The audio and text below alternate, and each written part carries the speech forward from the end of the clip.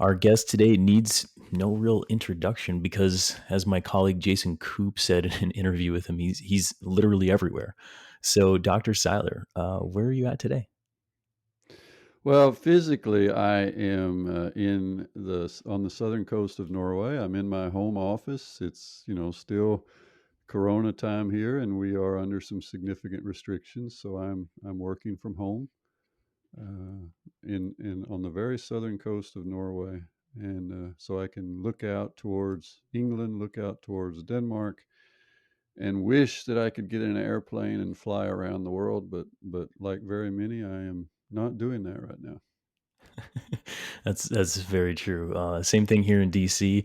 I don't have the view that you do, unfortunately. But working from home, I mean, how are you spending your time these days with working from home and gathering all the data and things like that? Well, I can't complain because I have a good situation. I have a good office. I don't have small children around me that I am home teaching. So I have a great respect for the challenges that millions of people are facing and millions of families. But my day, I live alone. My children are 22 and 17, and my 17-year-old lives with his mother 300 meters up the road. And so I am able to work from home quite effectively. A lot of Zoom meetings, a lot of teaching from and advising via Zoom. It gets kind of old, and the teaching part is difficult because you don't feel like you don't know who's actually listening to you at all. And so that It's true. aspect of it is tiring. It's energy, it demands a lot of energy. But there are, I have to say, I don't know that we'll ever go completely back to the normal, whatever that was pre 2019. But man, my day sometimes starts at 7 a.m. with a Zoom meeting with a colleague in New Zealand, and I've had meetings or webinars that I've finished up with at 11:30 at night, and that's just because of time zones. Because of once Oh, you have these digital tools, then all of a sudden time kind of goes out the window, and then we try to flex, just as you and I are doing. We're working on different parts of the globe, so we're in different time zones, and just making all that work, I think sometimes stretches my day, stretches my week, so that everything blends together. yeah, yeah. I think so many people can relate to that right now for sure. And you're hard at it, grinding away, and still have this fresh energy though in the endurance space, which I definitely respect and appreciate. And first of all, welcome to the Train Right podcast, and thank you for taking the time throughout all the meetings and teachings and Zoom calls and podcasts that you are doing. But with that fresh energy in the endurance space, um, listening to your story and listening to podcasts, I don't think I've ever heard really how you got into like where you're at today in terms of the endurance um, uh, research and being a preeminent author and the kind of the father of polarized training. Can you tell our audience maybe a bit more about the background of Steven Seiler? Well, going all the way back, the start is just me being a kid that likes two things. I love sports and I love science, and so I was this sporty nerd kid that actually literally had a laboratory under the stairs. I kid you not, with beakers and test tubes and microscope, Oh, and interesting. I would go out and collect pond water and put it under my microscope to see what things I could discover, and just that was just me being a kid. I lived out in the country, and so I did that, and then I played sports. I did track and field, football, and so those two things, as far as I knew, would never meet. They were just two different parts of me. And then I, by chance, read a book. What was it called? The Complete Book of Running, I believe, by James Fix, and he's passed away, unfortunately. But that was one of those early books in the 70s, late 70s, that was kind of coalescing this fitness movement. And there was one chapter called The Scientists of Sport, and as soon as I read the title, I was like, "Oh my goodness, this is me," And so I'm 15, maybe 16 years old, and Yeah. boy, I thought, "Man, I have found something here." And I ended up studying this young field at the time. 1983, I started a program in so-called exercise science and did a bachelor's degree in that, master's degree, and so forth, and just built from there. Gotcha. And that was in Texas, right? Yeah, I was actually living up in Arkansas. I moved to Okay. Texas to do my PhD. I was in Texas until age 10 and moved to Arkansas. So I kind of went a bit back and forth between Texas and Arkansas in those early years. And yeah, so Southern United States, grandfather was a preacher, just kind of grew up Yeah. in that where if you didn't play football, you didn't know what to do with yourself. So from a sports perspective, endurance didn't really come into the picture until much later. Because all I wanted in the world to do when I was 10 years old was play for the Dallas Cowboys, right? And that Right. just didn't happen, unfortunately. And so, Right. fortunately or unfortunately as it was, at least my brain is Yeah. still working, and I don't have any kind of a traumatic injury. But along the way, I was interested in coaching. At age 20, I went to the Soviet Union as a student. I was one of 3 students on a delegation of 50 from the so-called National Strength and Conditioning Association in the United States, Yeah. NSCA, Yeah. and wanted to learn their training methods, their strength training methods. And so we were at the Moscow Institute of Physical Culture. This was 1986, uh, Interesting. just after the Chernobyl incident, just after the space shuttle explosion, Challenger explosion. Both of those things happened in the weeks and a couple of months prior to me going there. So I was seeing all this, propaganda on both sides Yeah. and Wow. studying their methods. Yeah, it was quite an amazing time because it was the beginning of perestroika, this opening up of the Soviet Union. 5 years later, of course, the Soviet Union is no more, or it Mhm. becomes, broken up into Russia and all the former satellite countries.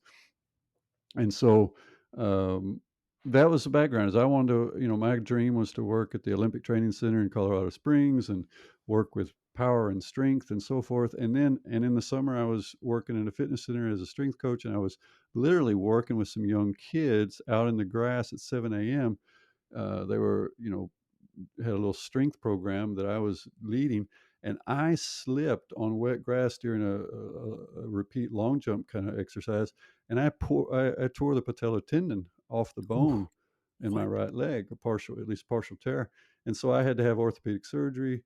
And so, long story short, the rehab from that involved me cycling, and I end up borrowing a bike, and within a few weeks, I get in a ride with a guy who's a Cat 3 cyclist in the US and, decent, and I'm able to stay on his wheel, and that kind of impresses him, and, I stay on his wheel for an hour, and so he kinda says, "Well, I think you should try riding," and that's how I got into endurance stuff. 6 weeks later, I did my first race, and like a citizens Wow. race, got 3rd, and thought, okay, this may be something for me because I'm apparently not going to be playing for the Cowboys or anytime soon. So, Right. so that's where the endurance connection begins, and then, of course, whatever I'm doing, then I wanted to understand it more, and so then my master's degree. I went from doing my first publication on anaerobic power in American football players to actually doing a master's thesis on interval training in rats and so that's and then I did my PhD on cardiovascular function and so forth. So it all stemmed to a great deal to a great extent from just an accident, just Yeah. and I think that's kind of representative for a lot of people, and certainly for me, is that life, it becomes this mix of choice and chance, in the sense that we have all of our big plans, and for me it was education, and I followed that plan with great structure and commitment.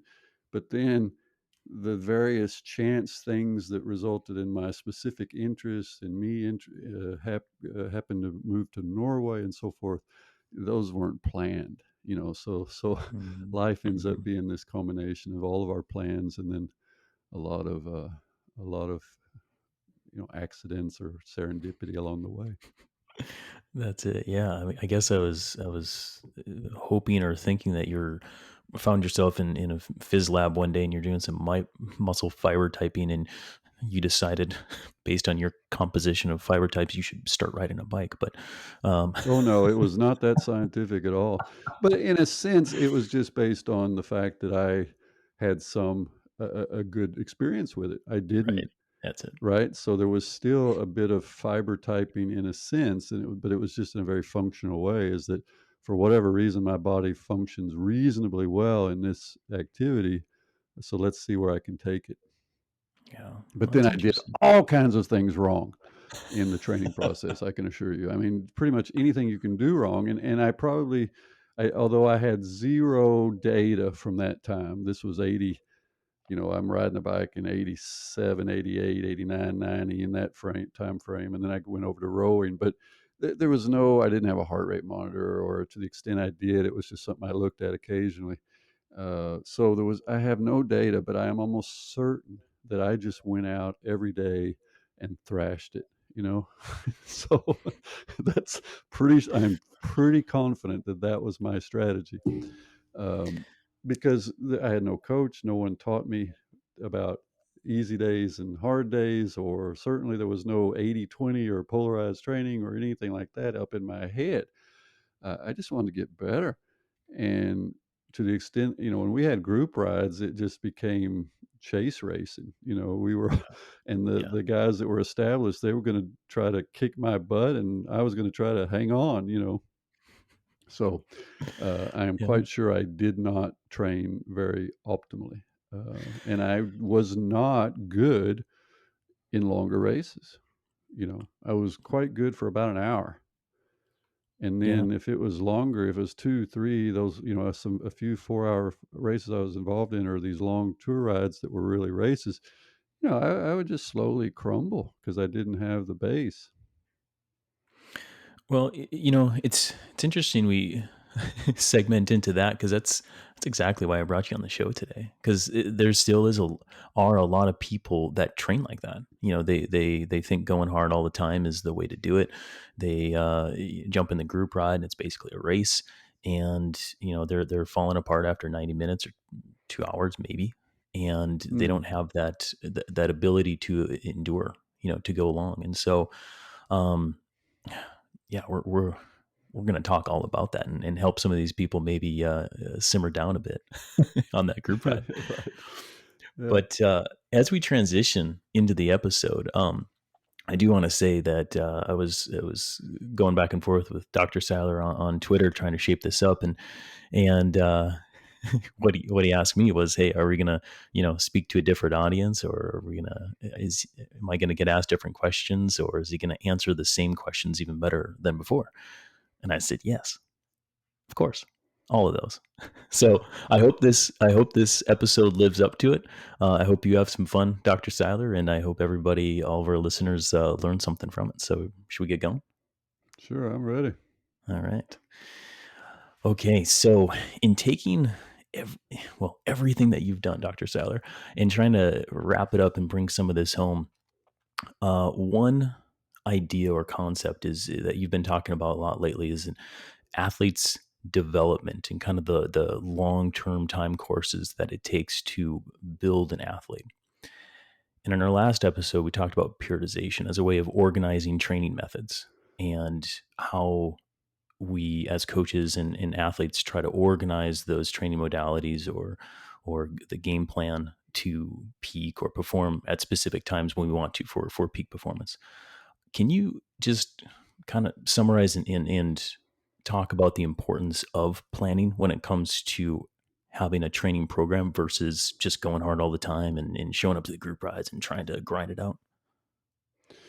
Yeah, although you may not necessarily expect my answer. Well, that's I great. think maybe it was Dwight Eisenhower, it was who said something like, Plans are essential, or planning is essential. Excuse me. Planning is essential, but plans are useless. Expand on that for me. Yeah, so that seems like a contradiction in terms, but many people have said this, and it has to do with the fact that the planning process obviously is important, but when you first get hit by reality, the reality of crap happening during the week, the reality of multiple stressors and so forth, plans don't go necessarily, like clockwork. And you have to be flexible. You have to be agile in your adjustments. And so that's kind of one of the things, when I went to the Soviet Union, um, that was one of the things is we had heard about this magical term and this magical thing called periodization.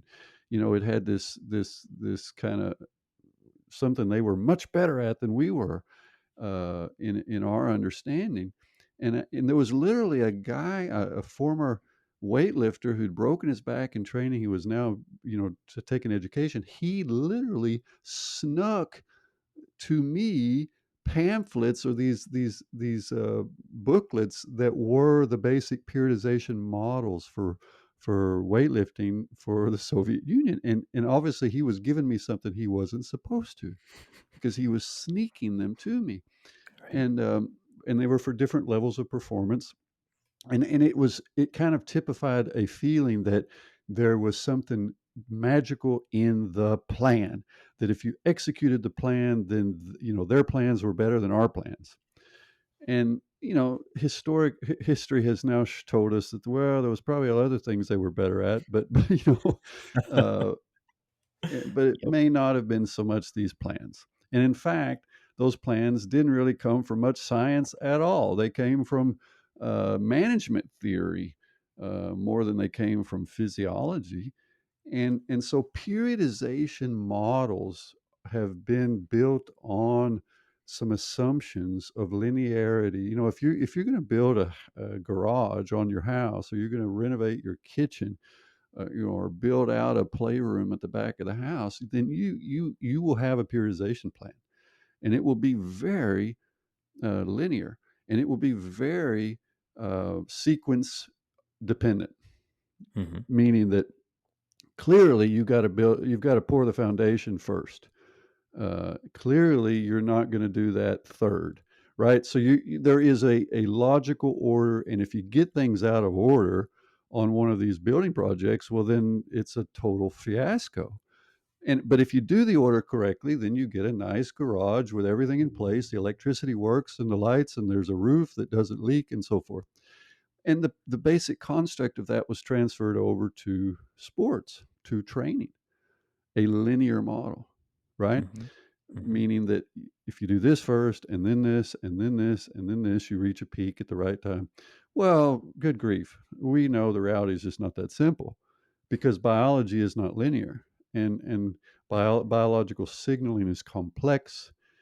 And there are, in modern science, which discusses chaos theory and butterfly effects and things like that, helps us to understand the realities that you can have an athlete that last year followed this program and had a wonderful year with great progress, and then this year they follow what they think is exactly the same program, but something's not quite right. They're not having the same effect. Why? Well, there's can be a myriad of reasons. They broke up with their girlfriend, or broke up with their boyfriend, or they've had an infection in their body. There could just be small issues that are changing the the complex set of variables in that biological system, right? So Hmm. Absolutely. eh, this is part of the reality that everyone faces, and therefore you do want to have a plan. Of course, you do want to have, uh, you need to know where you are, and you want to know where you're going, and then you plot out a strategy for getting there from a standpoint of performance. What are my main goals for the season? What are the big blocks where I'm going to do certain kinds of training. Yes, don't get me wrong, planning is important, but then we need um, monitoring tools. We need on the ground awareness so that we can make adjustments on the fly. And Yeah, this is the art of good coaching, but it's also the art of just being a smart athlete. exactly. And I'm glad you went there because as a young coach, all about periodization and planning all the things, right? And you may have done that too in terms of writing the best program that you thought possible. And as you coach, and I've been doing this for over 15 years, you realize it's like, I'm going to spend 5 minutes on that in terms of broad note where everything wants to go. You want to think about the plan, but then once you've done that plan, you kind of set it aside. You get to know your athlete. You get to know how they adapt to stress. You get to know how they tick and talk. You get to know them so that when stuff goes sideways, you know how to adjust. And I think for all of our listeners on here, it's more about knowing thyself, or if you're working with a coach, it's developing that relationship so that you can navigate the rough waters when they're there, cruise when you got the calm waters, and make hay while the sun shines. Right?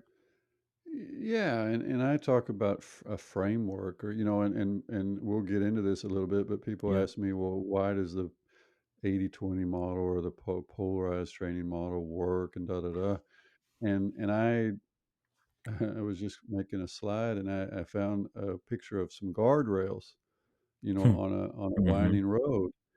And basically, I would draw parallels with this 80-20 model that has kind of been a self-organizing process in sports training for many decades that I didn't invent. I just kind of observed and quantified. It seems to function as guardrails in a way for athletes that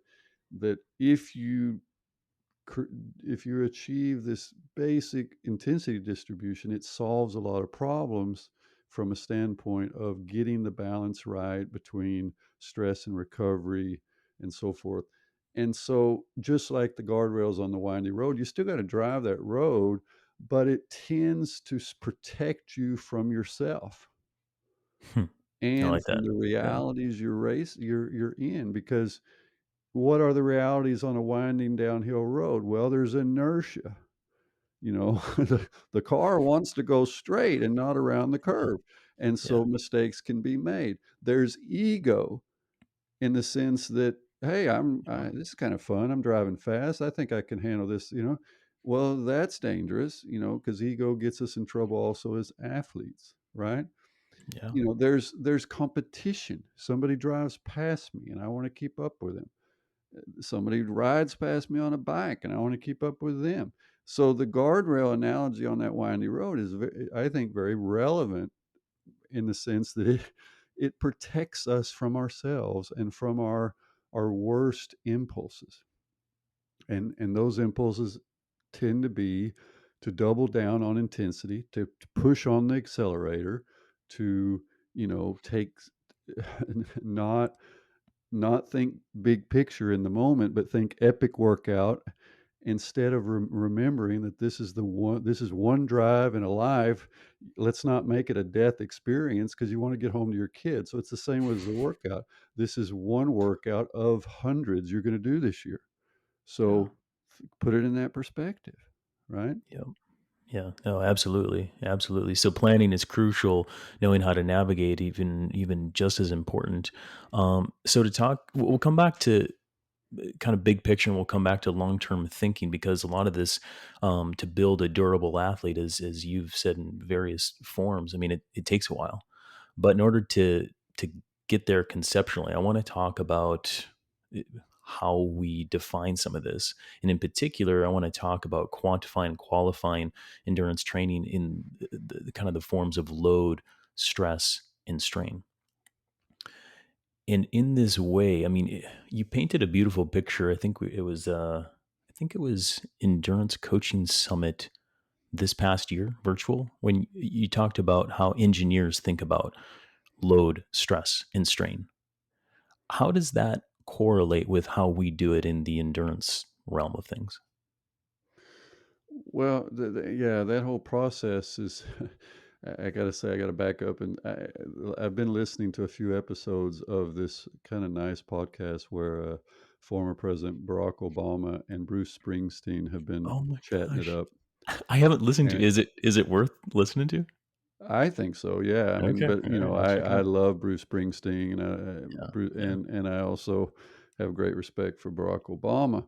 But there was an episode where Springsteen is talking music, or they're talking about music. This third episode, and Springsteen's talking about his process, and I could relate to it because there's a creative process in your mind where just things are coming together, and sometimes very unintended consequences emerge from it. You were doing something you thought was small, but it ends up being big. Mhm, And I spend a lot of time thinking, obviously, about training, and I was during the lockdown, I was thinking a lot about stress. I bought a couple of books, classics from Selye, Hans Selye, from Walter Cannon. These are 100, these are 50-year-old and even closer to 100-year-old books, but they were about some of the basic research that has brought us where we are today, on stress, on the stress response of the body. And so, and when I look at training language, training terminology, and all of our digital tools and all the different metrics that have emerged, both with and without much science behind them, it's a muddy water. The waters are quite muddy right now. yeah, A lot of exactly. terms are being used, and there's a lot of overlapping. And if you make I even made a, what do you call them, a word cloud Hmm, of all these different, at least a lot of these different terms. mhm, And then I just said, well, look, and I went into the literature. I tried to say, where can I get guidance in trying to uh, bring some clarity out of this confusion? And it turned out to be a couple of things. One was a deeper insight into what Hans Selye was actually thinking, or what maybe some actual linguistic mistakes he made, because he spoke 8 different languages, with English being just one and not his mother tongue. hmm, And then going to what the engineers were doing, because the engineers are much more uh, logical, right? They're much more right, cut and dried in their approach. right, right. And that's where I saw this load, stress, strain. And then I understood that when Celia wrote stress, his contemporaries of the time have argued that he probably meant strain. Mhm, And so then I said, okay, well, what's all this mean? This is interesting, because this maybe creates a way to go into this forest and pull out something that people can understand. And that's where this load, stress, strain came from. Because when the engineer talks about these terms, there's no confusion, because they do this all the time. And load is just, it is what it is. It's a neutral, uh, a weight or a mass or a pull or a push that they want to quantify. So let's say there's a wooden beam. I've used this example. Let's say you're an engineer, and you're going to test the load tolerance of a crossbeam, right? mhm, A piece of wood, and that piece of wood has a certain thickness, and it's got a certain length, and you're just going to put a load on it, meaning you're going to put 200 kilograms or whatever. And that's a mass. But then, because we're on earth, there's gravity, which is a kind of a calibration, just like humans, that we have a threshold power or whatever. But we put that load on it, it's neutral. But now that that beam has to tolerate that load. It has to it responds to the load, and the engineer will then define a term they will call stress as the load divided by the cross section of the piece of wood or the piece of metal or whatever it is, right? So they and then they define that as the stress on that beam or on that object, right? mhm, Now, if they increase the load enough, that piece of wood will bend. If you imagine a piece of wood right, horizontally with a load on top, If you put enough load on it, it bends. And that bending, that deformation, it's being deformed, right, by the load. Mhm. They call that or define that as strain, that deformation.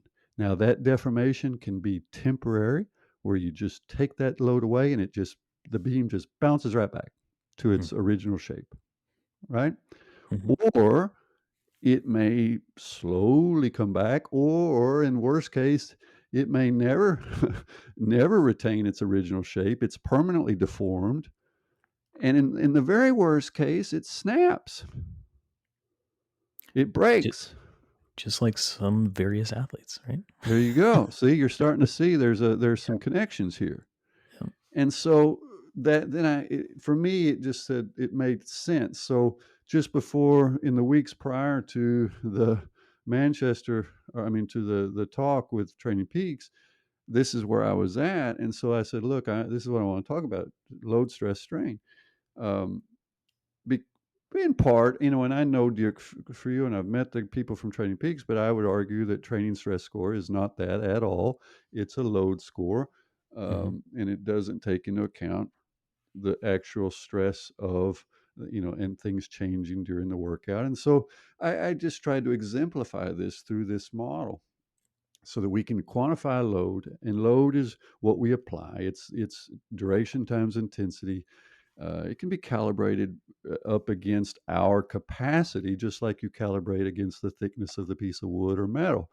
But then during the workout, stress occurs, sometimes very little, sometimes a whole lot. Now, what is stress in this situation? For me, stress then is a growing challenge to meet the demands that the load requires. Okay. So let's imagine I'm riding at 200 watts, and my heart rate will, of course, go up. My oxygen consumption goes up to meet the demand. But that's not, for me, that's not stress. That is just the body adapting, the body reacting to the load. But I come up to some kind of a steady state. My heart rate stabilizes, my oxygen consumption stabilizes, my breathing, and now I am meeting the demand of that load. And if that just stays stable, and I'm listening to Bruce Springsteen on the podcast, and everything's copacetic, there's very little stress in that workout. My heart rate's at 60% of max for 2 hours. So I executed the workout with essentially no stress. You with me? Yep. Uh, Yep. and I'm good to go the next day. No worries. Yep. But in other situations, let's say that load is 275 watts, which is much closer to my 60-minute power, which might be 310. Well, now if at 275 watts, the first minutes feel pretty good. I feel, I can listen to this Bruce and focus. But to be honest, after about 20 minutes, my heart rate's it's sliding up. It's starting to slide up, up, up. And if I do 175 watts for 90 minutes, I can guarantee you that by the end of that, I am no longer focused on Bruce at all. I'm focused on trying to survive the workout and get the heck off the bike. I'm stressed. Right. My body is stressed at meeting that demand, even though the load is staying constant. The internal cost of meeting that load, of achieving that load, is increasing throughout the ride. Okay. And Uh-huh. that stress can show up as, heart rate drift. It shows up as increase in blood lactate. It shows up as an increase in ventilation. It shows up in a lot of ways. It shows up definitely as an increase in what we call perceived exertion. So there's a lot of indicators. And if we could measure hormones, we'd see that my cortisol was increasing, particularly towards the end of the ride. And so these kinds of things are indicators of an acute stress response to the load. With me Got so far? I'm with you. I like it too. All right. And now the next question will be, well, how am I going to feel tomorrow? Now, after that first ride at 200 watts, which is well below my first lactate turn point, so I'm in the so-called green zone. I'm in zone 1. Yeah. I could stay in at 200 watts for 4 hours, so 2 hours is not a big deal. Um, well, the next day I'm good to go. There's no after effects. I recover fully in 24 hours. Okay. Yep. Um, After that threshold session, well, let's call it that, it was a tough, long threshold session.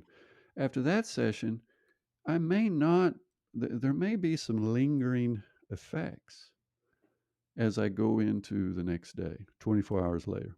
Hmm. And now we're starting to see, if there is strain, if there is deformation in my physiology at So that some level. board is still a little compressed in your analogy. Yeah. Yeah. I'm bent. Yeah. I'm still either maybe my autonomic nervous system is strained.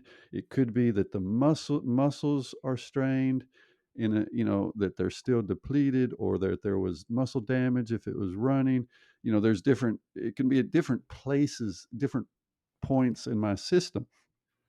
But I won't know really until the next workout, because that's where it will emerge.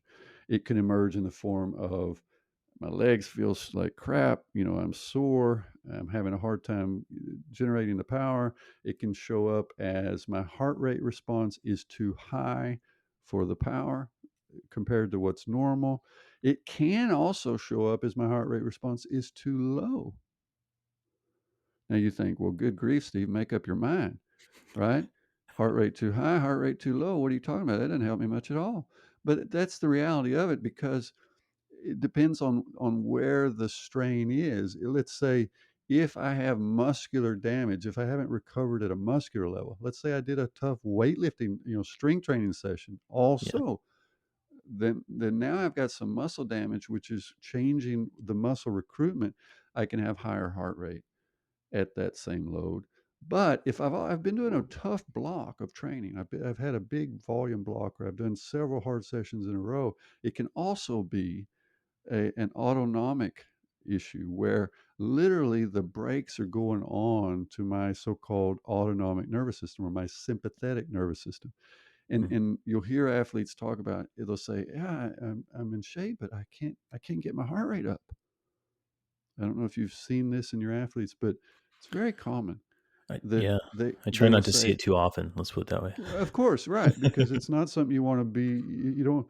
It's a warning lamp. But Yeah. you say, they'll say, "Yeah, the brakes are on. I don't have that last gear." Well, that is an example of strain. Okay, in this three three part delineation that I'm trying to set up for you: load, stress, strain. And so those are I want to be able to quantify the load, but I also want to be able to be sensitive to and aware of and quantify the stress and the change in stress responses during the workout, and know when enough is enough, right? And then I want to be able to detect eventual strain reactions in my athlete.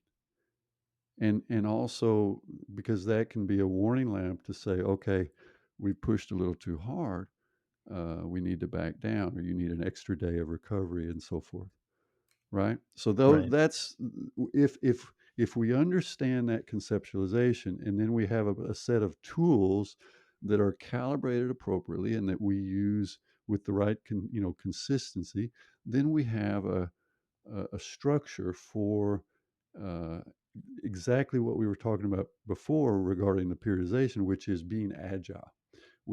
That is, being making those adjustments on the fly based on how our athlete is responding to the loads that we are prescribing.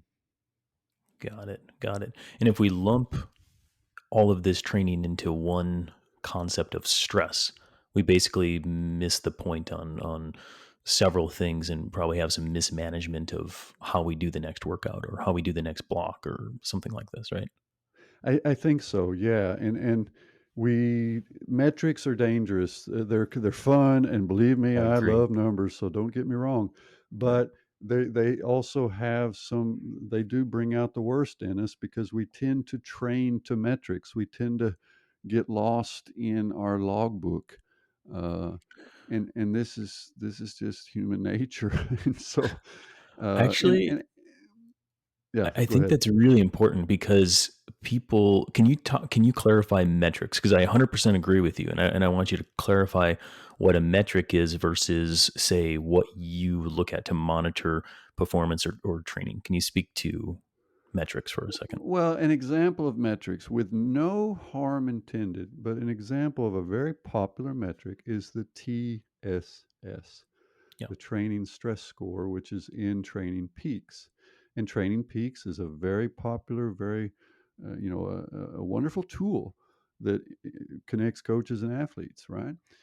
But the TSS is this so-called training stress score, and there's an equation, there's a law, an equation behind it Mhm. related to the intensity relative to the so-called functional threshold power, and it's basically squared. So the intensity factor squared times the duration is essentially what's giving you this training stress score. But an underlying assumption of that piece of math is Mm. that every hour at a given intensity factor, meaning a given percentage of your FTP, every hour is the same. So if you're on a 4-hour ride at, let's say, 70% of your FTP, Mm. then every 1 hour block has the same stress score associated with it. The first hour is, let's say it's 50 TSS. The Yeah. second hour is 50 TSS. The third hour is 50 TSS. The fourth hour, still 50 TSS. Well, that's not true in a sense if that was actually measuring stress, Why right? am I It's so tired measuring at load. hour 4 if I'm running the same power, Dr. Seiler? Right?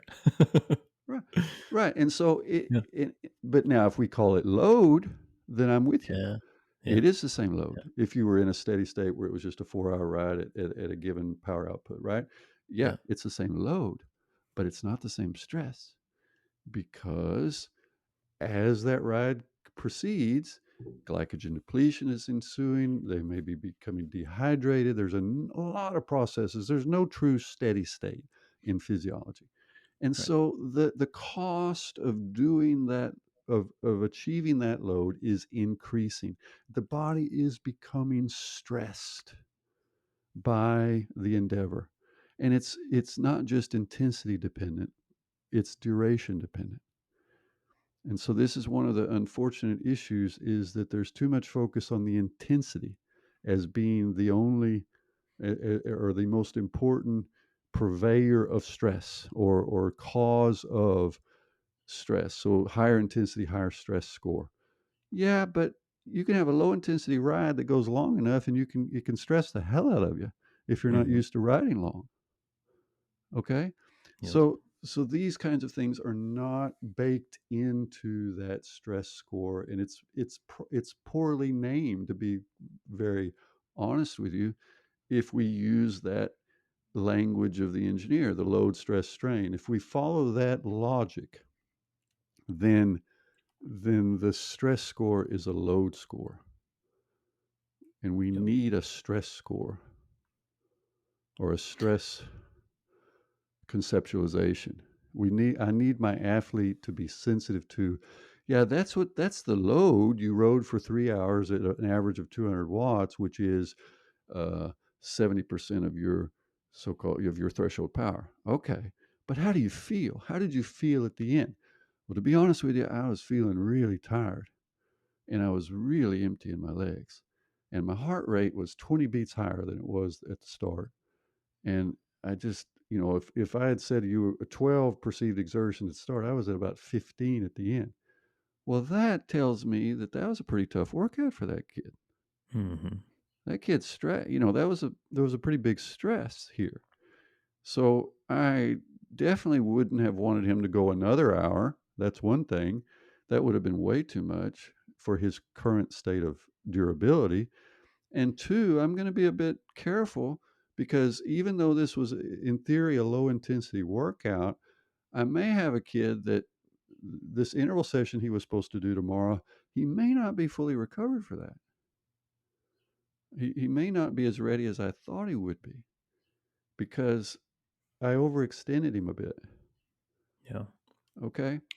And so now I'm talking in singular workouts, but often this happens more over a stretch of workouts that add up to too much and they haven't fully recovered. And so then we start seeing these strain responses.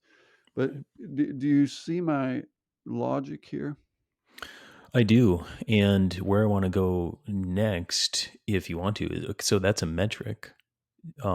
What is not a metric that you look at when you're trying to build durable athletes? What should we be looking at? What should our audience be thinking of, either separate from a TSS score or a Sufferfest score or something like that, or in addition to?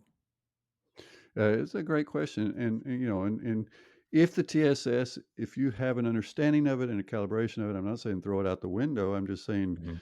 uh, be more aware. And so, what do we use? And I generally talk about this Holy Trinity. You know, Mhm, I mhm. grew up in the southern United States where there was some religion in the game, and we talked about the Holy Trinity. Well, for an athlete, and particularly an endurance athlete, but I think all athletes, you have three feedback sources or three measurement sources that you rely on. One is just the external load, and we have all these tools for pace and power. We have our GPS, we have our power cranks, and we can get the power whether it's on the road bike or on the trainer, at home.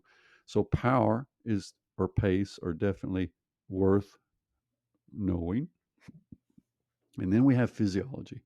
And our most relevant window into the physiology that's accessible to pretty much everybody is a heart rate monitor, and heart rate is a very good um, surrogate measure of the relative stress on the system. And then we have that third, which is just our brains, that Hmm. our brains are a wonderful aggregating mechanism for taking all of the signals and changes that are happening and then equating it as a perception of effort or exertion, and that can be very qualitative, but it can also be kind of quantified. That's where you get the Borg scale, the RPE, the rating of perceived exertion.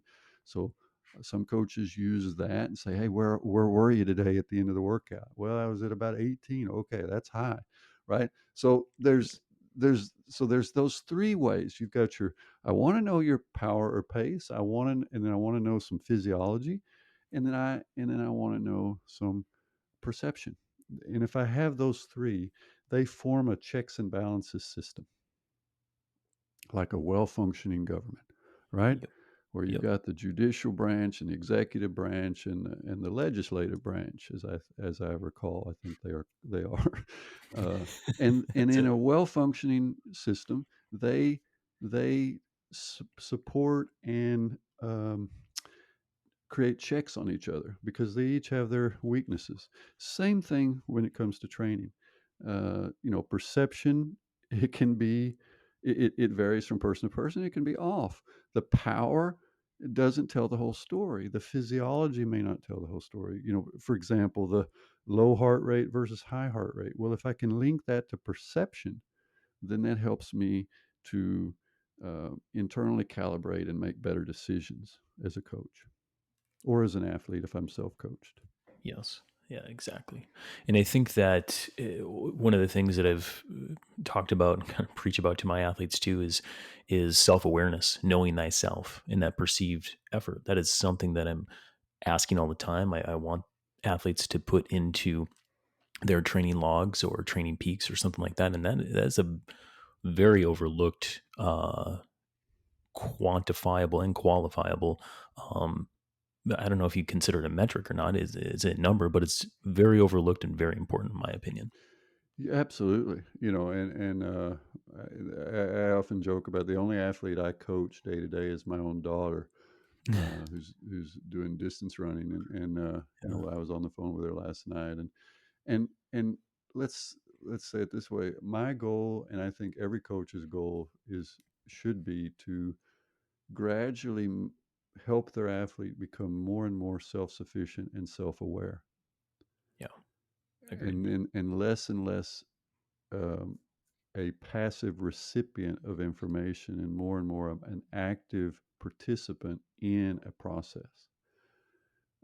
I happen to have a daughter who is extremely actively participating in that process, so that's never been Yeah, an issue, yeah, And so, but it's an interaction that she wants to understand. She wants to understand her own body and learn, and I use some numbers, but then I listen very carefully to what she says and what she doesn't say.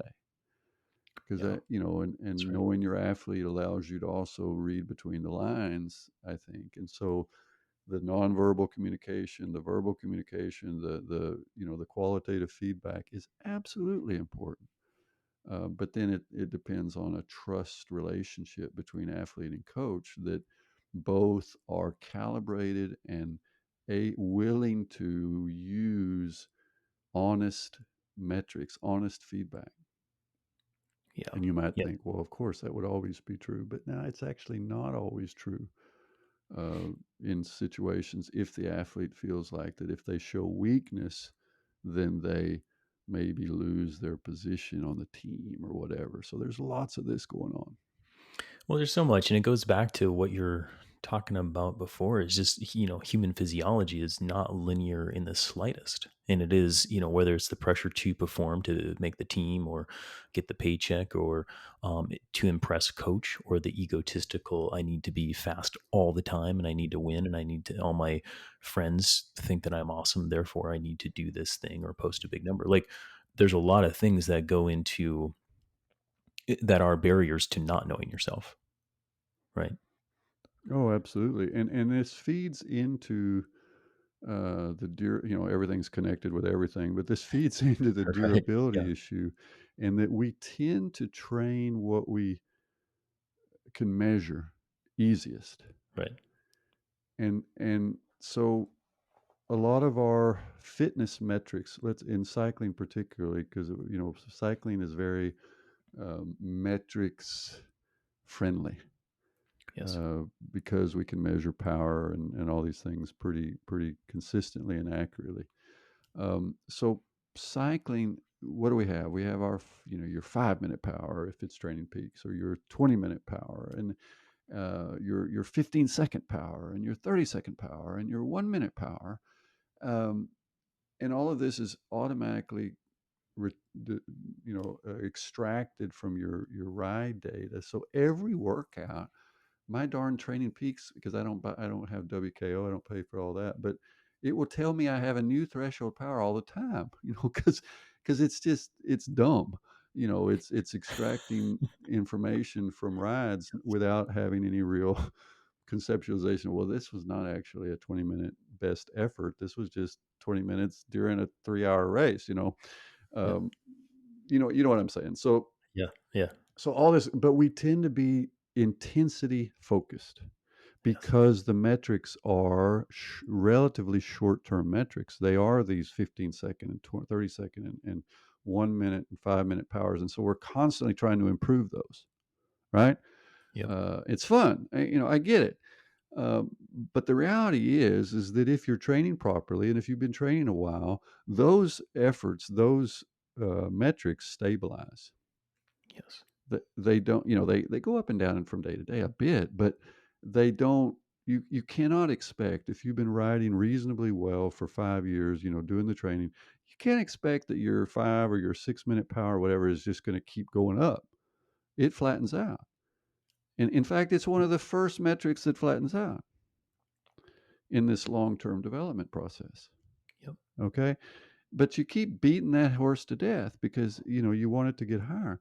Well, that is one of the things that tends to kind of facilitate or incentivize a lot of training mistakes, because it's really not the increase in 5-minute power that's going to make the difference for you moving down the road. What's going to make the difference for you is being able to reproduce a big percentage of that 5-minute power again and again, and being able to produce it 3 hours into a race. And so that's what we need to be working on.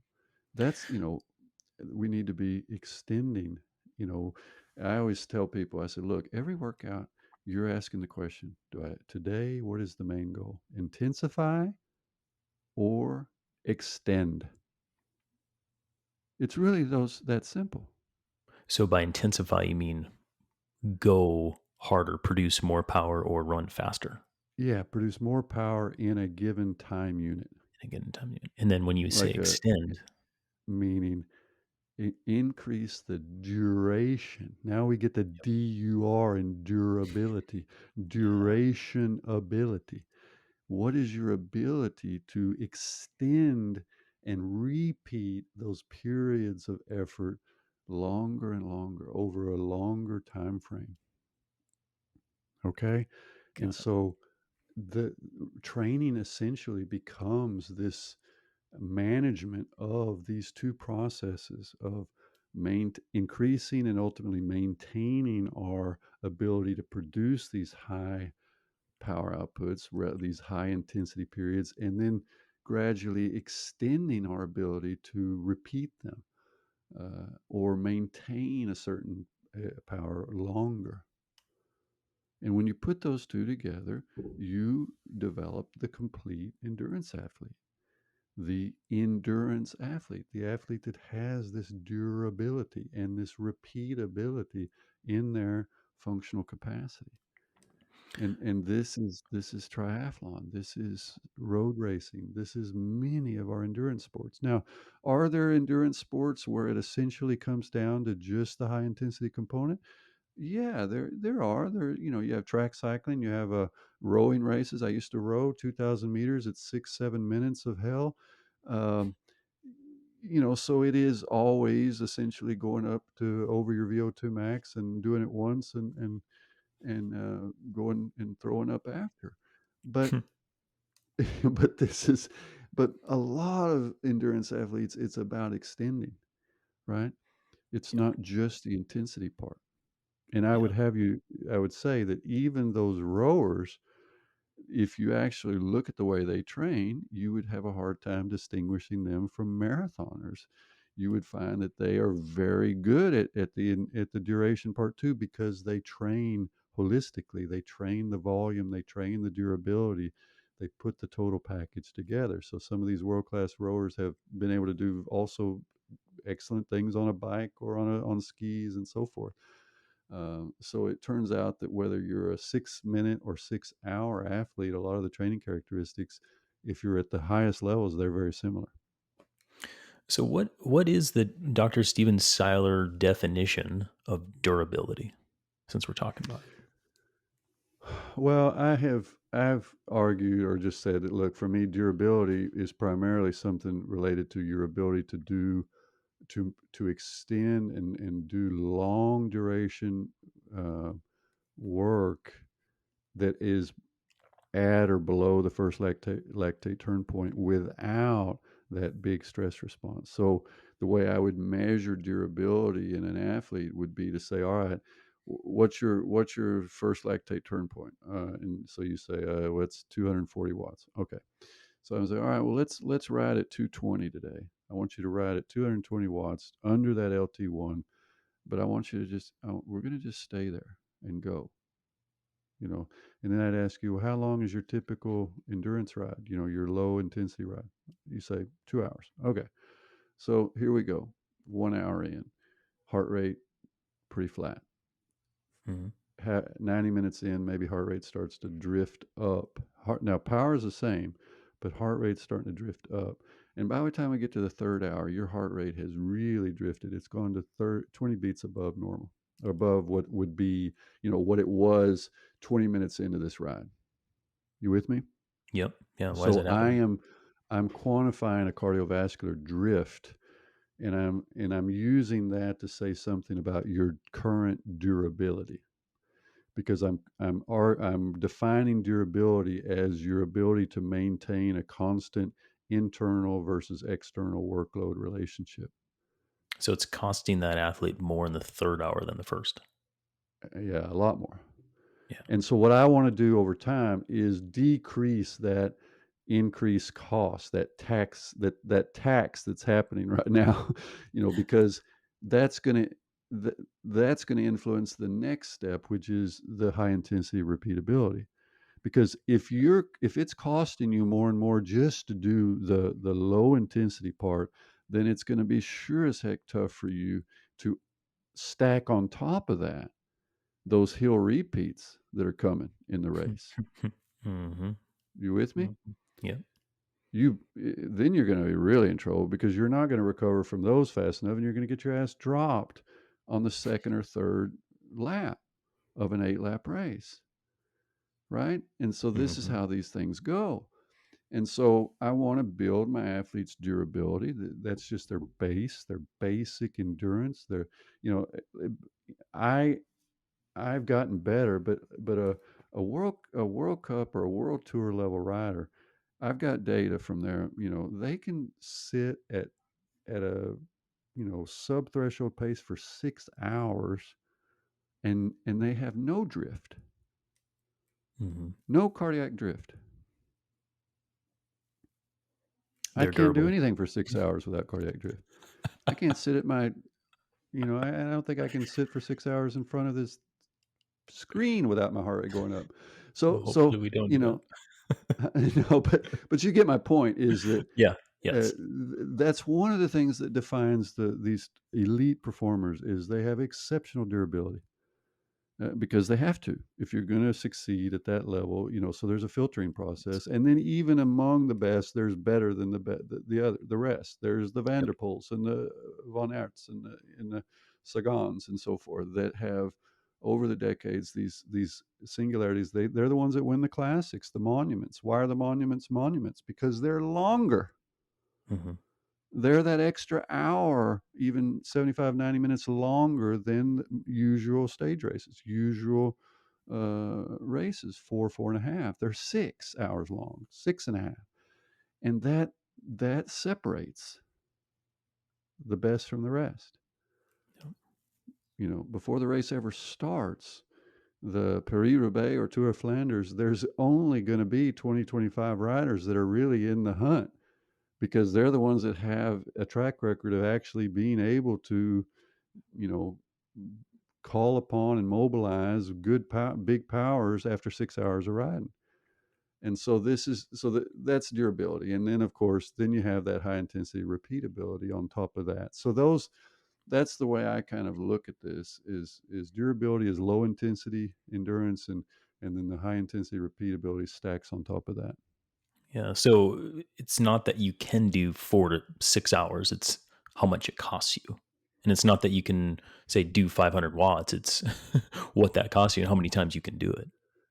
Yeah, yeah. How many Yeah. times because, to be honest with you, there are very few occasions in a cycling race where you will actually go and use your full 5-minute power for 5 minutes. Yeah. You with me? Yeah. Oh, yeah, You're for almost sure. never going to see that, because why Yeah. is that? Well, because you will then you're exposing yourself. It's like exposing your neck to a dagger. You're just saying, well, just kill me, because if you have gone that deep into the well, then you're going to get dropped, Yeah. because you're not, you know what I mean? So riders are always using a percentage of this capacity. They're using, and they do it repeatedly. And if we look carefully at the data from road races, from mountain bike races, what we see is literally, I've already started looking at Vanderpool's ride, for example, in Strada Bianca. hmm This fantastic ride, and it's one of these new rides that just kind of gives him legend status. 4 hours and 45-minute race. hmm Strada Bianca, I believe that would mean the White Road. This is a Yep. race that's destined to become a classic, if it's not already. and it's just a shootout. And in the race, the first 3 hours of the race are pretty, you know, copacetic for everybody. But then the game starts with, and there's an hour and 45 minutes of just pure, just these these guys are just throwing out one power bomb after the other against each other. Mhm. Uh, and it's phenomenal to see or to look at the numbers. But what you see if you really go into it is lots and lots and lots of short bursts. 1 second, 2 seconds, 10 seconds, maybe 15 seconds of energy expenditure that is above the so-called critical power, above the anaerobic threshold. You know what I'm saying? Mhm. These high intensity energy bursts, but it's not 5 minutes. It's not. It's rarely that. It's very much more often 5 seconds, 20 seconds, maybe 30 seconds. But they're carefully applying it, and then they're getting some recovery because they never want to put themselves all the way out there until till the end of the race, because otherwise they're too vulnerable, because it Yeah. doesn't take much to lose a wheel. So So they're durable that's the and way this. Yeah. I was gonna say, so they're durable, but they got a lot of awareness too, because they know that 20 seconds, "Ooh, better get on that wheel," right? Oh Dial it yeah. down. Yeah. They have a really instinctive feel for how it's like a battery, and how much what percentage of this battery can I use up before I need to put it on the charger again, and be ready for whatever eventuality that comes. Because I don't you don't want to leave the house with only 10% charge on your phone, right? Yeah, for sure. That then you're too vulnerable. And that's exactly how I would analogize that to cycling is they don't want to be at 10% at the bottom of a hill, right? So Yeah. this game that's going on is this calculation all the time of how much power can I exert here. And then, of course, breakaways and things like that represent these high risk strategies where, yeah, a guy like Vanderpool will say, I've got the big engine. I'm going to challenge. I'm going to make a push and try to get rid of half of this group. I'm going to start whittling down this race to the real contenders by applying 4 minutes of at 450 watts or whatever he does. Right? So that happens. It's a calculated gamble, and he knows his body, and he's saying, I can do this, and I don't think most of them can keep up with me. So this is the strategy. Yeah, that's it. And so, And I and can recover. He's also saying he already in his head says, I can do it, and I can also recover on the fly. yeah, yeah, which is both. I mean, it's like it's impressive to see not only the power, but it's impressive to see the ability to recover and kind of like have that genetic potential to on either end, for Absolutely. sure. Yeah, it's genetic. But it's also behind every one of these races where you see these massive power outputs, what you will also see is there has to be time well below their threshold. There has to be a recovery component. And when you look at these race files, there is a lot of time mixed in where they're basically doing nothing. Yeah. They're on the wheel, and they get 10 seconds of recovery time. So this is it's very bipolar in these Hmm. races. They're quite stochastic. I can show you the data. It's quite interesting. But if Vanderpool's spending lots and lots of time at high intensity, there has to be some recovery time. He has to, and that's one of the other things about these good riders is they're smart, and they sneak in a few seconds. Like even before Van der Poel's big push at the end, he was able to come down to around 200 watts for a little stretch, and that was probably really decisive for him. That he was able to get a reset, and then he just pulled out the power bomb. But he had some recovery time, and so that in that critical power W prime model, that's what you play with this relationship between time spent above critical power and then the necessary time below it to recharge that battery.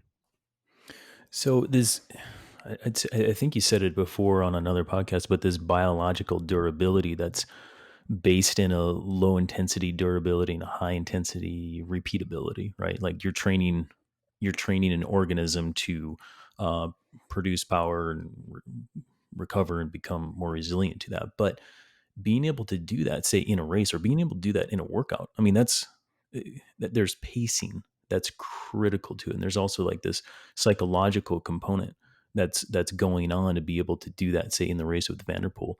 I mean, when you're say coaching your daughter or working with an athlete, I mean, how much do you spend on that cognitive portion to pull them down from those high intensity time periods? Or if you get the intensity distribution right in the workout right, is it something that you don't worry about?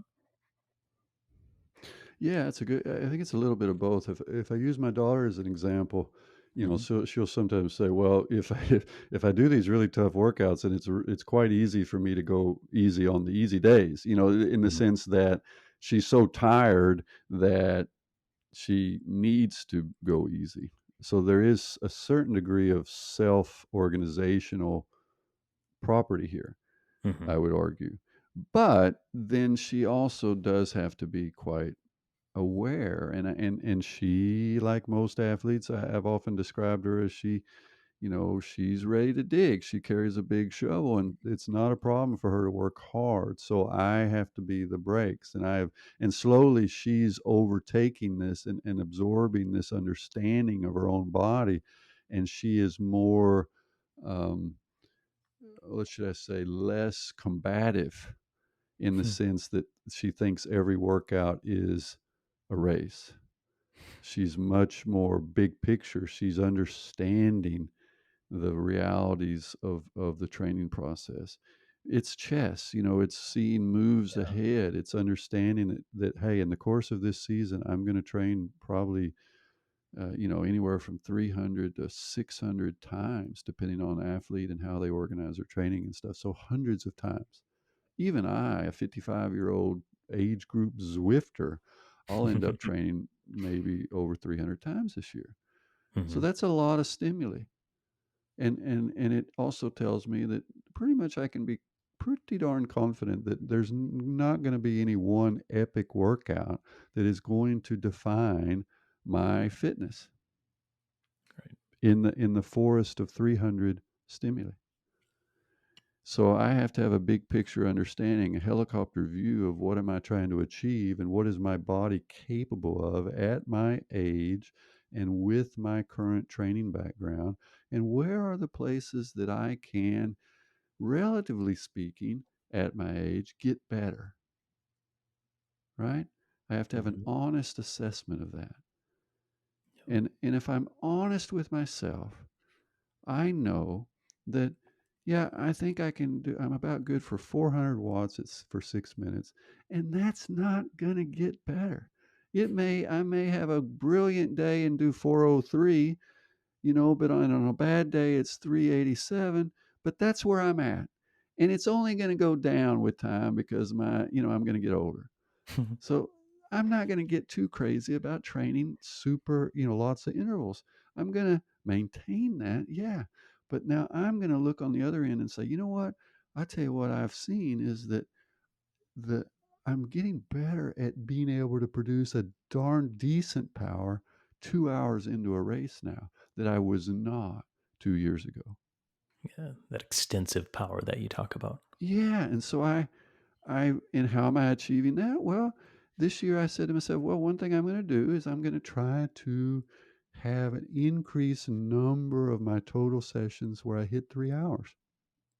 I'm going to, Yeah. so I just give myself some guide markers for some small steps along the way. In the bigger picture, I want to have, more workouts that are on that long end of the spectrum because I want to try to extend my durability a bit and try to then stack on top of that. I'm going to do some workouts where I am going to purposefully do some intervals, some pushes after 2.5, even 3 hours of riding instead of always doing them fresh, Yeah, for and that example. that yeah, exactly. And so that depth of training that you speak of and that need to go 3 hours, I mean, that is promoting or developing the durability on those days. And I mean, can you get that without doing 3 hours plus? I mean, if you got 10 hours to train and you always do two, are you leaving something on the table if you don't go four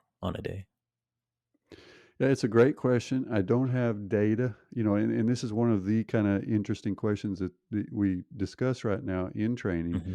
Hmm. is the single long workout versus two shorter workouts on the same Yeah. day, for Yeah. example. In a lot of sports, in rowing, for example, the norm once you reach a reasonably high level, you're going to split up and do doubles. Okay, but Hmm. here's where that interesting difference is that rower races 6 minutes, and the elite cyclist at least may race 6 hours.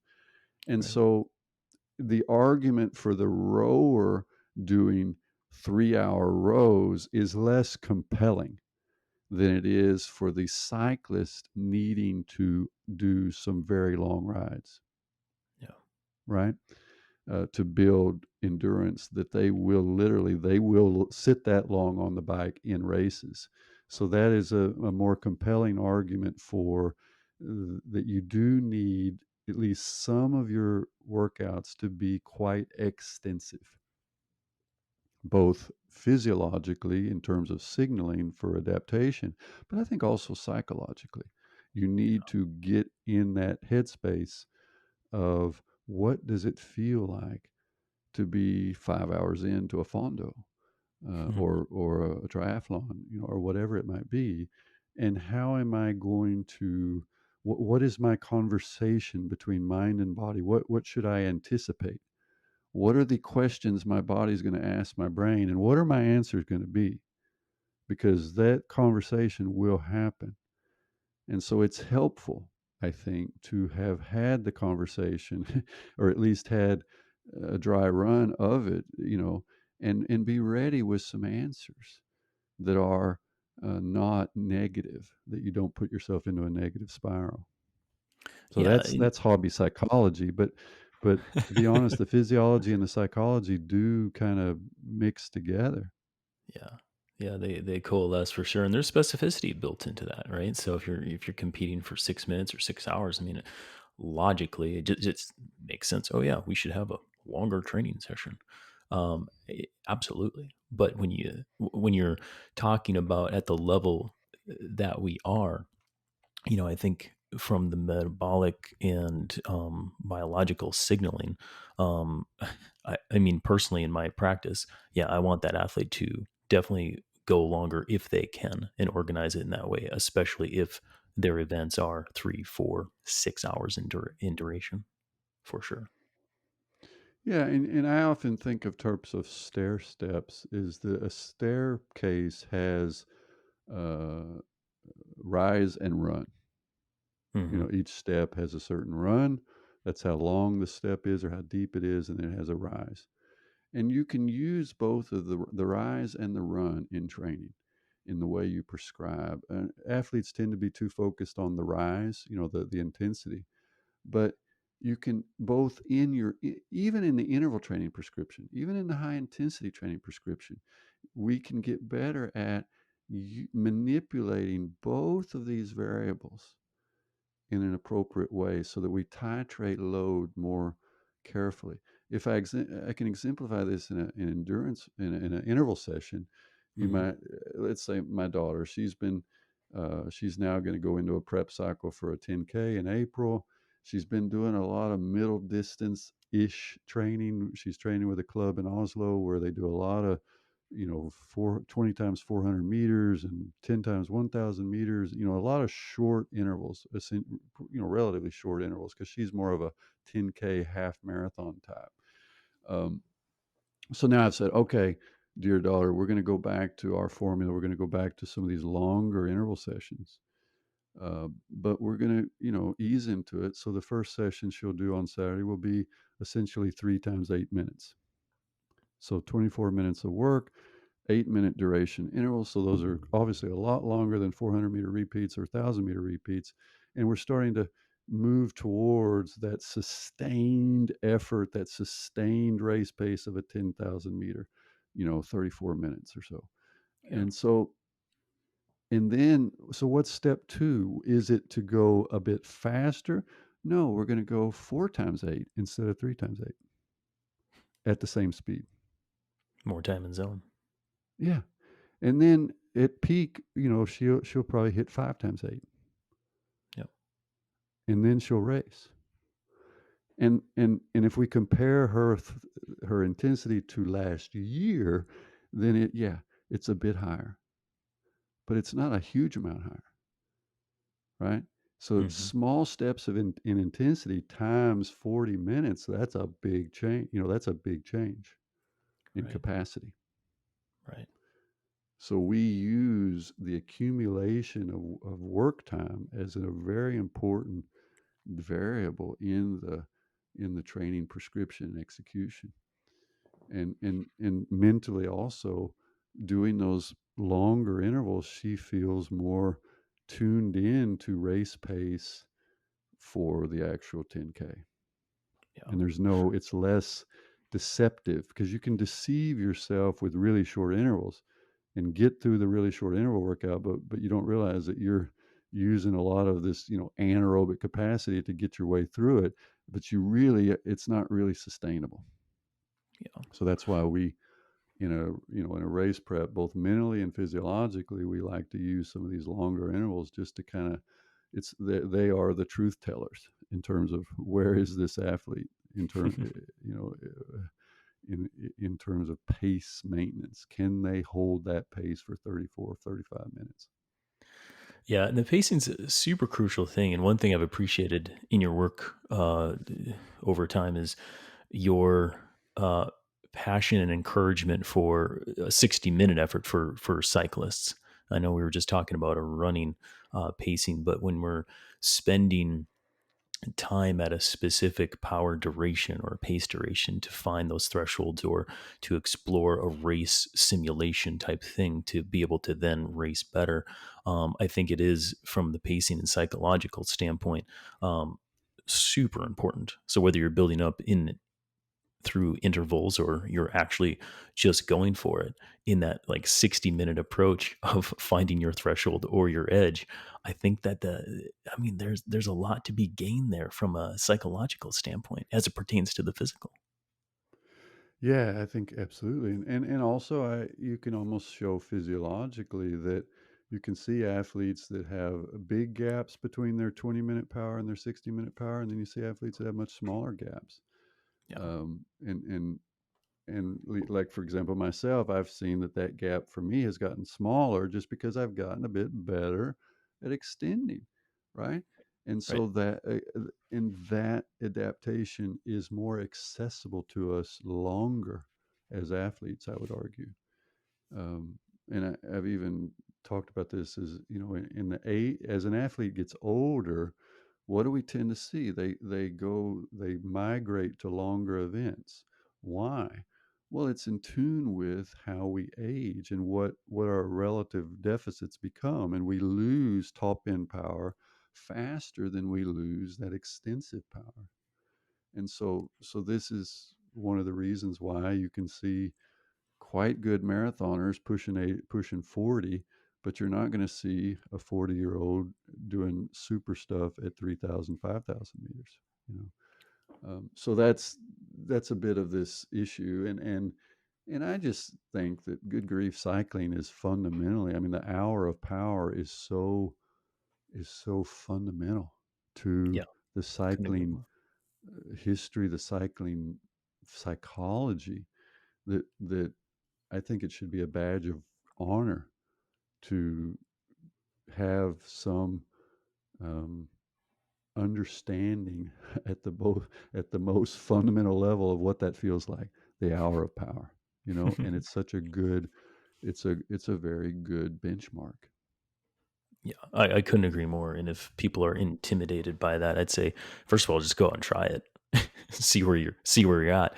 And if you can't make 60 minutes, well, then adjust the pacing accordingly and get there. But some of this takes time too. I mean, a young athlete may not have the pacing mechanism in the brain to go out and do a 60, and also the power duration that it takes to get there.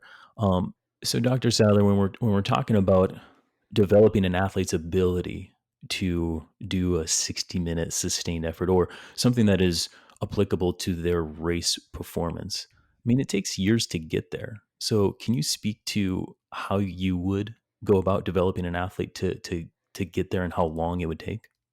Right.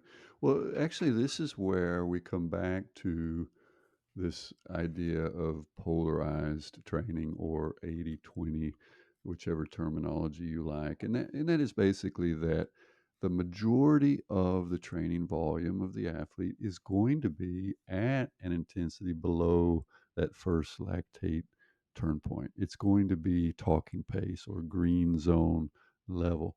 Extensive endurance is another term that gets used. Yeah. And there's a misconception about this type of training among people. They think of it as recovery training or trash miles or just something they do to get to the next meaningful training session.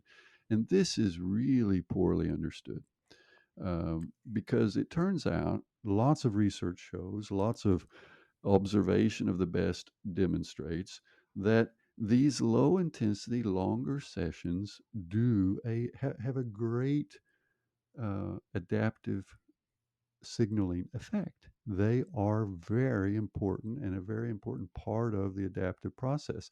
So, to get to the point of your question, that person who wants to improve their 1 hour power, I want them to be comfortable doing 2 and even 3 hour steady rides.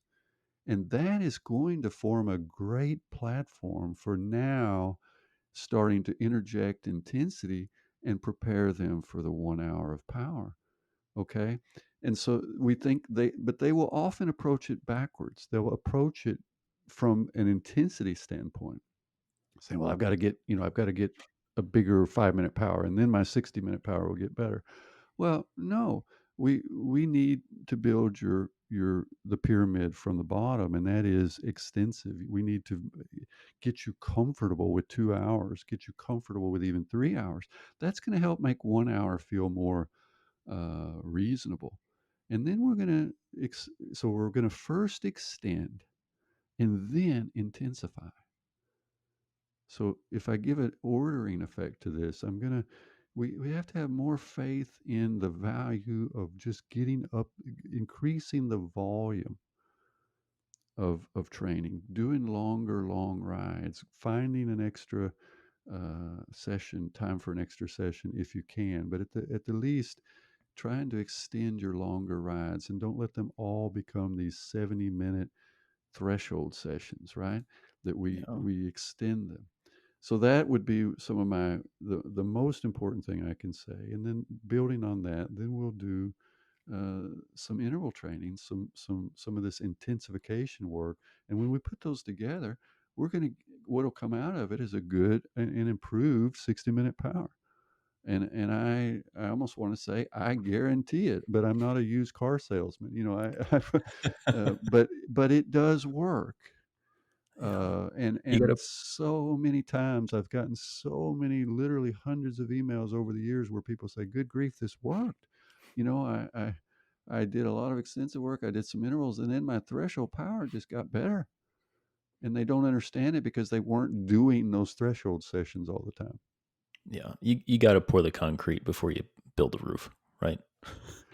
Yeah, and so anyway, if and it goes back to that deal. You every workout you either extend or intensify. You have to understand the value of both, and the extensive work, the just doing the time and putting your hours in on the bike, that does have dividends. It does pay dividends if you're disciplined and if you have some clarity in what you're trying to achieve in those workouts. Agreed. Agreed. So, Dr. Saller, as we're kind of wrapping up and going long here, I've got a few more questions before we uh, do the final summary and take this thing home. So, first of all, for our audience who are seasoned veterans and have been doing, 3+ years of structured training, and maybe they're doing some ultra cycling or Ironman distance events. I mean, what should they monitor in their training? What should they be looking at in order to get the most out of the results that they intend for right now after listening to this podcast? What should they be looking at?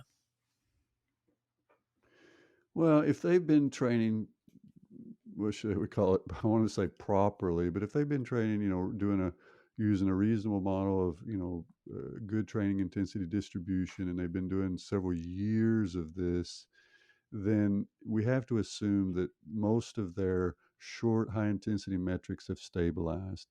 And it's about repeatability. It's about energy, about maintenance, about body maintenance during these longer fondos or whatever the goal is.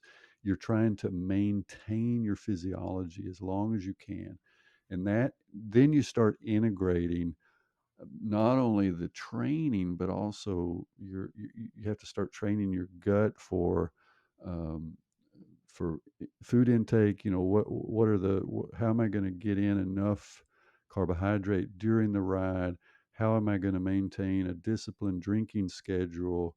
How am I going to put these pieces together to um, achieve my goals on the day? And so I would then start, as part of that durability development, in that I'm going to look at, for example, I have a digital weight scale in my cycling room, and it's not because I'm, too concerned about my weight. It's just I use it to estimate dehydration Hmm. on most workouts, and particularly the long ones, just to see, am I actually maintaining hydration? Am I following a drinking schedule which keeps me? And I try to, say I want to be under 1 kilo, under a kilo of weight loss in the ride, and that's tough. It actually, because your thirst doesn't keep up very well, particularly if there's some intensity and you're really focused in that, you forget to drink. So this is an example of things that we can do where the physiology is intertwined with the nutrition, the body maintenance, your pacing, understanding, your mental self-talk, all of this. So every workout you have put, even if it's a low intensity long ride where you think, well, I can just turn off my brain. No, there's things you can work on position, work on, am I sitting in a certain way that's tending to create some problems for me down a couple hours down the road with fatigue in my shoulders or in my back or whatever. So there's all of these. You should always be purposeful in looking for, each workout has sub goals and learning elements in it, whether it's controlling your breathing or your drinking schedule. Are you with me in my logic Oh here? yeah, yeah, for sure. I mean, substrate. You furnace So can't burn those are the hot things I'm without going to some. work more and more on as Yeah, part of that extensive durability aspect. If I'm a typical age grouper that is trying to extend and do some longer stuff in fondos or half, or Ironman or whatever, that's where I can achieve, you know, I can still get better even in my yeah, 40s and 50s. for sure. But to clarify, are you weighing yourself and looking at hydration after an hour session, or like what kind of session are you doing before you weigh Well, yourself? I What are you played looking with for? everything, but Yeah. what I have found is, for myself, is that there's like a hydration threshold where it's not linear. So Hmm. the sweat rate seems to increase non-linearly, and once I get up in these, for me, what's for me pretty close to FTP-ish kinds of powers, my sweat rate just increases dramatically. Yeah, And exactly. this is pretty important, because at the same time it's increasing dramatically, my time to think about drinking is going down, because Hmm. often I'm in some kind of a situation where I've got to stay on the wheel of somebody. You with me?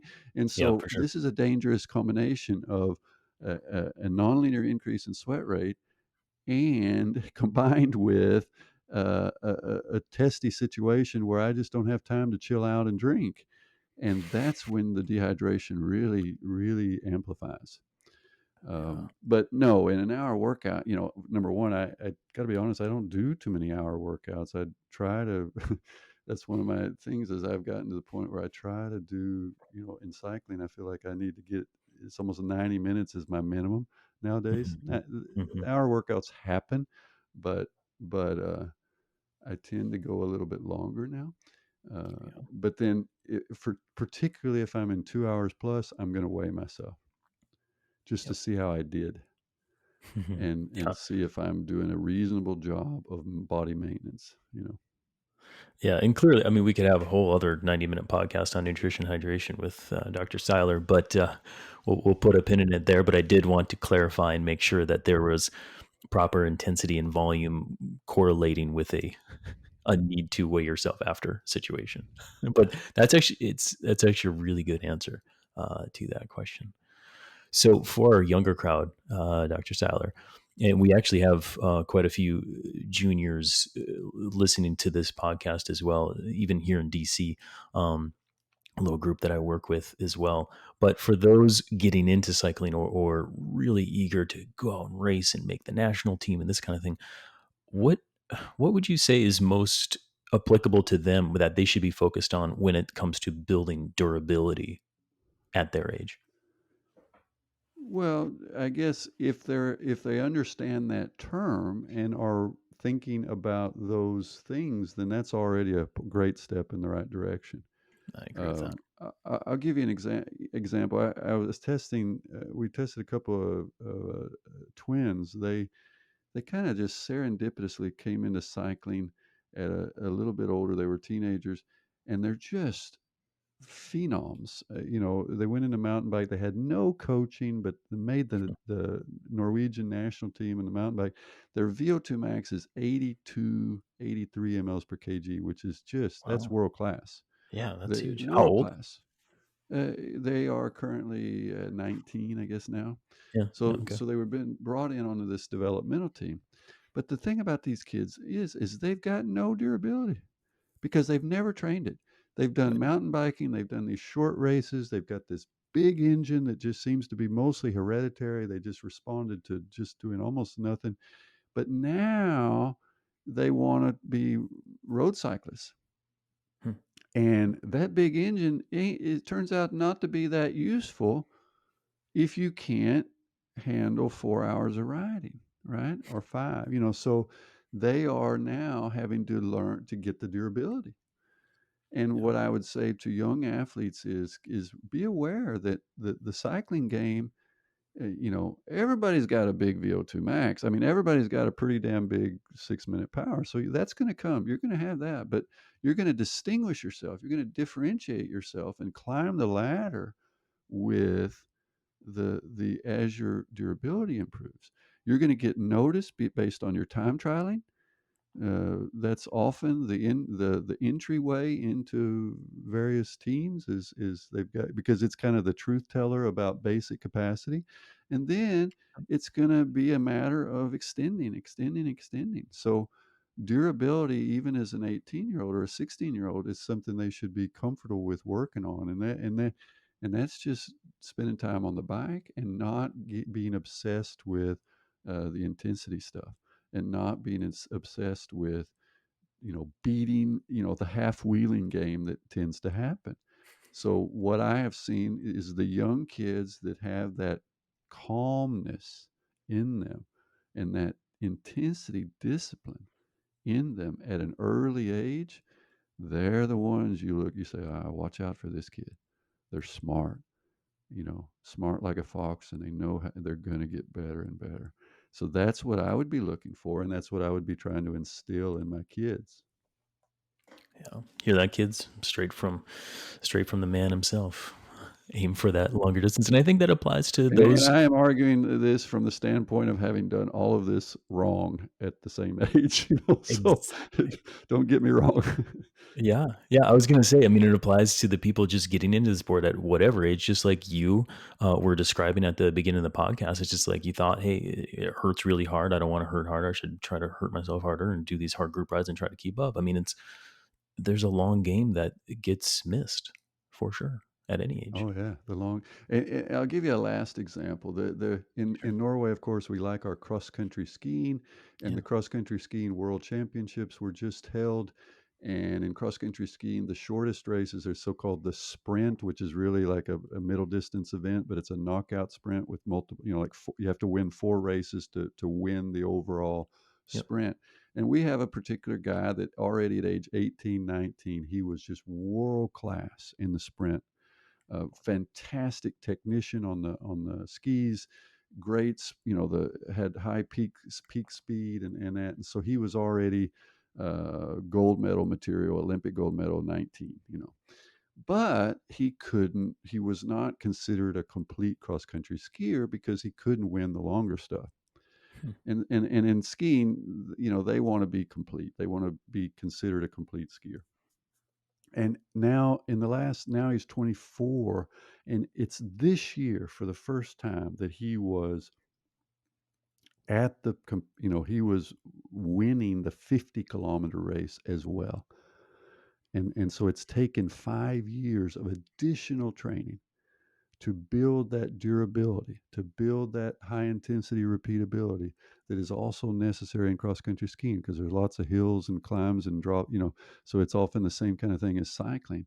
So that gives you an example of the process. Is those the peak powers, this peak speed happens pretty early, but that durability takes longer. Yeah. Yeah. I couldn't agree more. I really couldn't agree more. And I guess, this final question that I had, it kind of is already answered by that one, but I guess if there is a common thing for all cyclists and triathletes listening to this that they can do to elevate their performance through increasing their durability, uh, what is that they can start doing today? Well, I guess I go back to what I've spent the most time at, and that is if you get the basic training intensity distribution right, Yeah. you solve a lot of problems. You prevent some overtraining, overreaching issues, but you also achieve a total stimuli that is necessary for long-term development. So my words of wisdom to up and coming athletes is to appreciate the yin and yang and the balance between intensity and duration, and to respect the realities that they are both really important parts of the adaptation process. And if you get that, if you understand that and don't always double down on intensity, then you will solve so many problems in your training, and you will have a much more sustainable, enjoyable, and effective training process. I think that's a great summation of our conversation right there. Yeah, I well, that's what we should be achieving now after Yeah. 2 hours. Yeah, exactly, exactly. Well, I say let's put a pin in it there, and we'll both get back to our day jobs. But Dr. Seiler, if people want to have more Dr. Seiler in their life, should we send them to ResearchGate? Should we send them to Twitter, or where best to find you these days? Yeah, I guess three places. One is ResearchGate for the hardcore research publications that are available. Hmm. Second is Twitter, which is kind of more of a forum for discussion about research, about training, and often they'll get just as much worthwhile information from all the other people that respond to the tweets. So that's a nice place. I think there's about 14,000 followers in that kind of little group that I work with. And then the third is I do put out periodically some videos, teaching videos and so forth. I have a YouTube channel. So those Okay. are the three ways that I try to kind of disseminate and communicate with people. Excellent. Well, we'll put our links in to there on our landing page. So for everyone listening to this, head on over to the Train Art Podcast landing page, and you'll get all those resources. Dr. Seiler, thank you so much for all the 2 hours that you provided today. And I do think our audience will get a lot from it. Thanks a lot. I'm going to go put on my cycling gear and ride for a couple hours easy. So I'm going to go practice what I preach. Sounds good. Thanks. Take care.